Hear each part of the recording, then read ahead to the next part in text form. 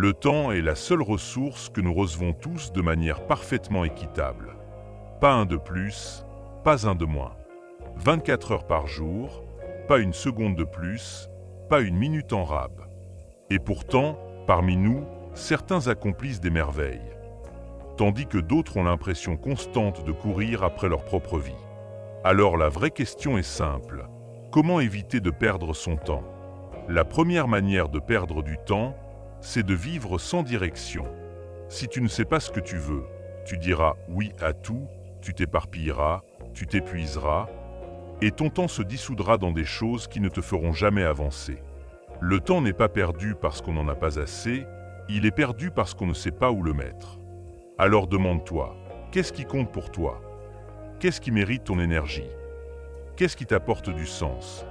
Quand tu connais ta direction, chaque minute devient un investissement, pas une fuite. Beaucoup perdent leur temps parce qu'ils n'osent pas dire non.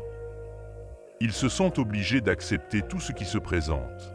Les demandes, les distractions, les attentes des autres. Mais chaque oui donné à quelque chose qui ne compte pas est un non donné à ce qui compte vraiment. Dire non n'est pas un manque de respect. C'est un acte de respect envers toi-même. Quand tu apprends à protéger ton temps, tu apprends à protéger ta vie. Le temps ne s'évapore pas tout seul. Il y a des voleurs silencieux, bien cachés, parfois même en apparence innocents. Ils s'appellent les réseaux sociaux, les notifications, les activités sans but, la comparaison, la procrastination, les conversations vides, les habitudes mécaniques. Individuellement, ce sont de petites choses, mais accumulées, elles dévorent des heures, puis des journées, puis des années. Demande-toi honnêtement, qu'est-ce qui prend mon temps sans rien m'apporter en retour? Et enlève-le sans remords. Tu ne peux pas faire de grandes choses si tu te laisses piéger par de petites distractions. Beaucoup perdent plus de temps à hésiter qu'à agir.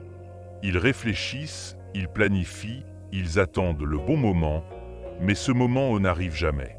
La première règle pour ne pas perdre ton temps, c'est d'agir quand l'idée est là, quand la motivation frappe, quand l'opportunité se présente. L'action produit du mouvement, le mouvement produit du progrès, et le progrès réveille la motivation. Agis vite, même imparfaitement, parce que l'action imparfaite avance toujours, alors que l'attente parfaite bloque toujours. On croit souvent perdre son temps parce qu'on en manque, mais parfois, on le perd parce qu'on n'est jamais vraiment dans l'instant. Tu es là physiquement, mais ton esprit est ailleurs. Tu fais quelque chose en pensant déjà à ce que tu dois faire après. C'est ainsi que le temps glisse entre les doigts. Être présent, c'est multiplier la valeur de ton temps. Parce qu'une minute vécue à 100% vaut plus qu'une heure vécue à moitié.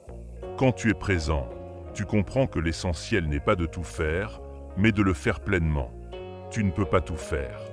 Tu ne dois pas tout faire. Et tu n'as pas été créé pour tout faire. Mais tu peux faire ce qui est essentiel. Chaque matin, identifie 2 ou 3 actions qui feront réellement avancer ta vie.